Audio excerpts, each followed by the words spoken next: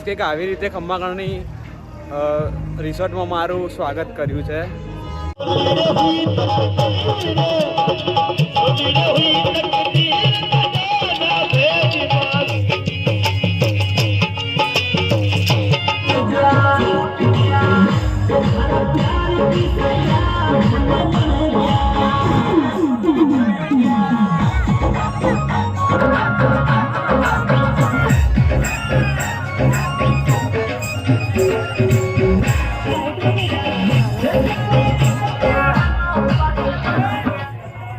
Guys તો અહીંયા light ગઈ છે ટેન્ટમાં એન્ડ આજે પૂનમ છે સો ફૂલ મૂન છે.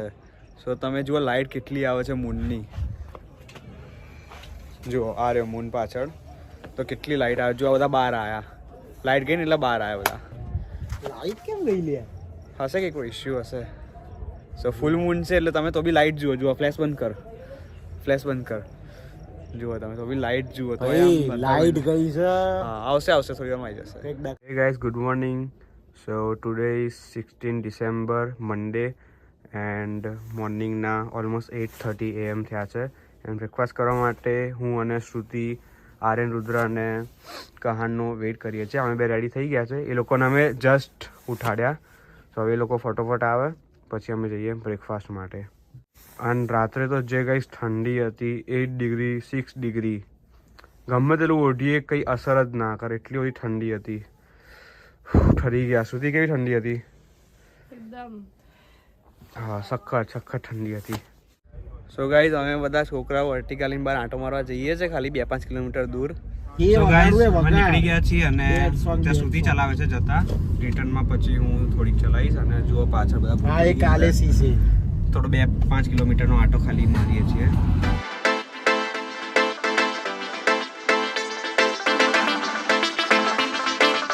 કુલધારા જતા હતા જ્યાં આગળ જે વોન્ટેડ પ્લેસ છે, બટ રસ્તામાં પેરાસિલિંગ આવ્યું છે તો હું, શ્રુતિ, આર્યન, રુદ્ર અને કહાન અમે 5 જણા પેરાસિલિંગ કરીએ છીએ. જો અહીંયા આગળ પાછળ થાય છે તો ચલો ફટાફટ.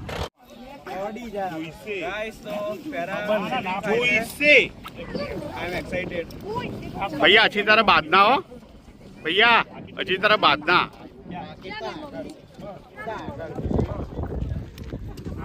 બસ હવે ઉડી જા. ચલો ભાઈ મળીએ.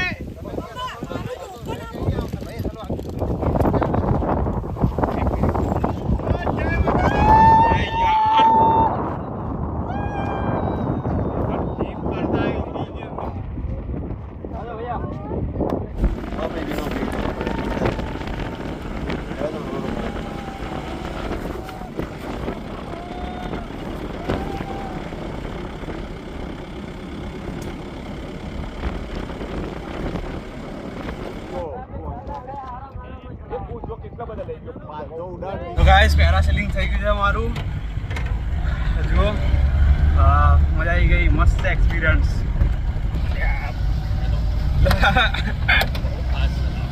હવે જોઈએ કોનો વારો છે. આર્યનનો વારો છે હવે.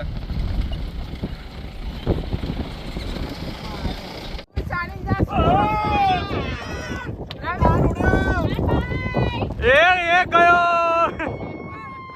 કહાન ઉતરી ગયો છે. હવે શ્રુતિની વારી છે. શ્રુતિ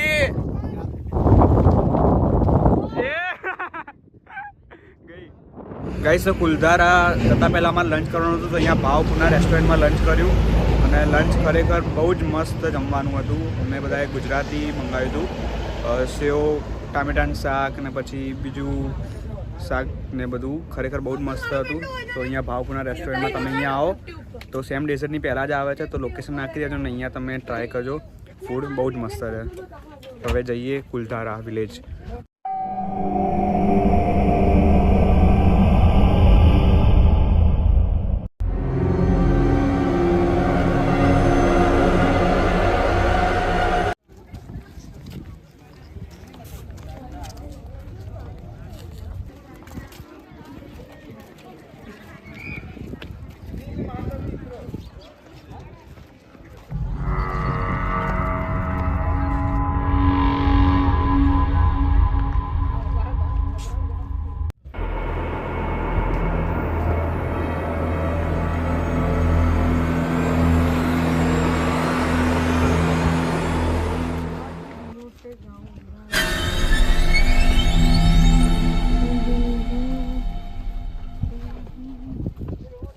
ચાલો મહેલ નહીં દેખાતો.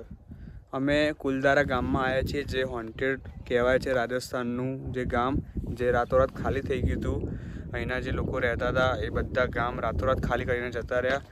રાજા હતો એના કંઈક ત્રાસથી અને એવું લખેલું છે સિંહ કરીને રાજા હતો જે અહીંયાના પંચાયતની છોકરીને બહુ જ લાઈક કરતો હતો અને એને લઈ જવા માંગતો હતો, પણ આ લોકો એને ના પાડતા હતા કે અમે નહીં આપી અમારી છોકરી. તો એ બધું કે હું તમને નેક્સ્ટ પૂર્ણિમા સુધીનો ટાઈમ આપું છું, જો તમારી ઈચ્છા હોય તો મને છોકરી આપી દો, નહીંતર હું એને જબરદસ્તી લઈ જઈશ અને એની સાથે લગ્ન કરીશ. તો પછી આ લોકો કહ્યું કે મારી છોકરીનું સન્માનની વાત છે, હું એને મારી છોકરી તો એટ એની કોસ્ટ તો નહીં જ આપું. એટલે પછી એ લોકોએ આઈડિયા મતલબ પ્લાનિંગ કર્યો કે આપણે રાતોરાત નીકળી જઈએ. 84 અને વિલેજીસ છે પછી આ ટોટલ. ગામથી નીકળ્યા પહેલા એ લોકો એમની ભગવાનની મૂર્તિ બી લઈ ગયા અને સાથે આ ગામને કર્સ બી આપ્યો કે અમારા ગયા પછી આ ગામમાં વસવાટ નહીં થઈ શકે, અહીંયા કોઈ બી રહી નહીં શકે, ને ઇફ અહીંયા રહે છે તો એની ડેથ થઈ જશે. તો this is the story of the Kuldhara village. એટલે જો તમે કેવું ખંડર પડ્યું છે. 84 વિલેજીસ છે. તો 84 માંથી 2 છોડીને બીજા બધામાં લોકો રહે છે, પણ જે બીજા જે નિયરેસ્ટ જે કુલધારા છે ને નજીકની જે રિવરની સાઈડ, ત્યાં કોઈ રહી નથી શકતું બીકોઝ ઓફ ધ કર્સ. એટલે તમે જો બધું કેવા બધા ઘરો ખંડર પડ્યા છે અહીંયા, જુઓ આજુબાજુ બધું ખંડર પડ્યું છે આજુબાજુ. ખાલી અમુક 2-3 જે ઘર છે એને સરકાર રિનોવેટ કર્યા છે જેથી લોકો અંદર જઈને સરખું જોઈ શકે. બીકોઝ આ આર્કિયોલોજીકલ સાઇટ છે, તો એ લોકોએ ઇમેજિન કરીને જસ્ટ ઘરનું વ્યૂ આપ્યું છે, પણ એકચ્યુઅલી આવા ઘર નથી. It's just for the archaeological ખ્યાલ આવે લોકોને કે કઈ ટાઈપનું ઘર અને આ હોઈ શકે. 2010 માં આર્કિયોલોજીકલ સાઇટ પ્લસ ટુરિસ્ટ પ્લેસને ડિક્લેર કરી છે ઇન 2010. અને આ જે બધું આ વિલેજ છે 19મી સદી સ્ટાર્ટ થઈ ત્યારથી બંધ પડ્યા છે, અત્યારે હાલનું નથી. 1825 ની વાત છે. અરે Exact 200 years. 1825 ની વાત છે, એટલે એક્ઝેક્ટ 200 years કમ્પ્લીટ થઈ ગયા છે આ હોન્ટેડ સ્ટોરીને. એટલે અત્યારે અમે જસ્ટ એક્સપ્લોર કરવા આવ્યા છે અને અહીંથી પછી નીકળીને અમારે શું છે સફારી છે. યા we have a desert safari. તો એમાં અમારે શું કહેવાય કે ડેઝર્ટની અંદર અમે કારમાં બેસીશું, તો પેલી સેન્ડ ડ્યુન્સની રાઈડ લઈશું, એન્ડ આફ્ટર દેન અમે એક સ્પોટ ઉપર ઉતરીશું, ત્યાં ફોટોશૂટ કરીશું, ત્યાં સીન સિનારીઓનું એક મસ્ત અમે લોકો મજા માણીશું. એન્ડ આફ્ટર દેન દેટ અમારે બોન ફાયર બી છે, અમે ત્યાં બેસીને થોડું બોન ફાયરની બી મજા લઈશું, વાતો કરીશું, ફોટોસ લઈશું. પછી ત્યાં ફોક ડાન્સ બી છે રાજસ્થાનીનો, તો એની બી અમે મજા માણીશું અને તમને નેક્સ્ટ મતલબ અત્યારે જ બટ સાંજે બતાવીશું તમને. એટલે આજે અમારો લાસ્ટ ડે છે રાજસ્થાનમાં, કાલ સવારે ટુમોરો મોર્નિંગ આફ્ટર 10 અમે લોકો અહીંયાથી શું કહેવાય ઘર જવા નીકળી જઈશું. મતલબ અમે ચેકઆઉટ કરી લઈશું અહીંયા ટેન્ટ હાઉસમાંથી, પછી અમે ઘર જવા તરફ નીકળીશું અને રાત્રે 10-11 વાગતા સમથિંગ નીકળી જઈશું.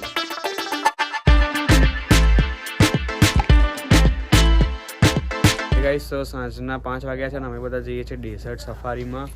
સો મમ્મી રેડી?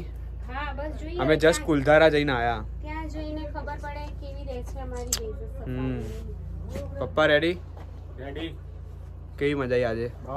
આજે ખરેખર બહુ એન્જોય કર્યું આજે. હોન્ટેડ વિલેજ ગયા હતા કુલધારા, જેમ તમને સ્ટોરી મેં કીધી એમ. તો હવે જઈએ બહાર, જીપ આવી ગઈ છે ડેઝર્ટ સફારી માટે. ગાઈસ તો ડેઝર્ટ સફારી માટે હવે નીકળીએ છીએ. પપ્પા આગળ બેઠા છે અને અમે લોકો અહીંયા પાછળ અને બીજી કાર જો ઓલમોસ્ટ સેટ થઈ ગઈ છે. તો ચલો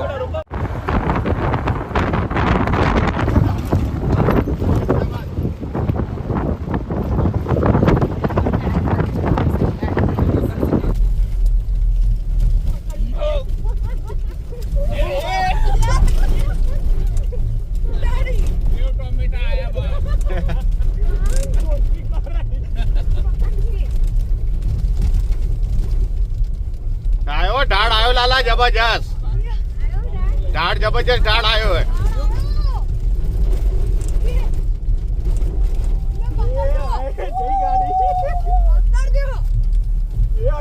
એ પહેલી અટકી ગાઈસ તો અહીંયા સેન્ટર ઓફ ડેઝર્ટ આવી ગયા છે બધા સફારીમાં સખત ચલાય ડ્રાઈવરે ભાઈ. સેન્ટર ઓફ ડેઝર્ટ છે અત્યારે અને મસ્ત સનસેટ થાય છે પાછળ.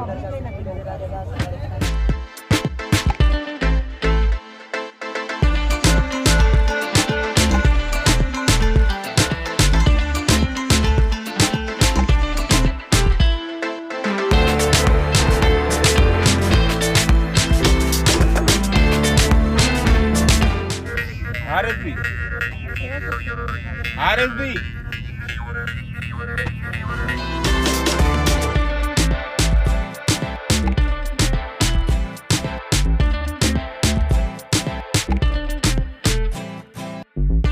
Good morning. તો ટુડે 17 ડિસેમ્બર એન્ડ મોર્નિંગના 9:15 AM થયા છે અને હવે અમે ટેન રિસોર્ટમાંથી ચેકઆઉટ લઈ રહ્યા છીએ.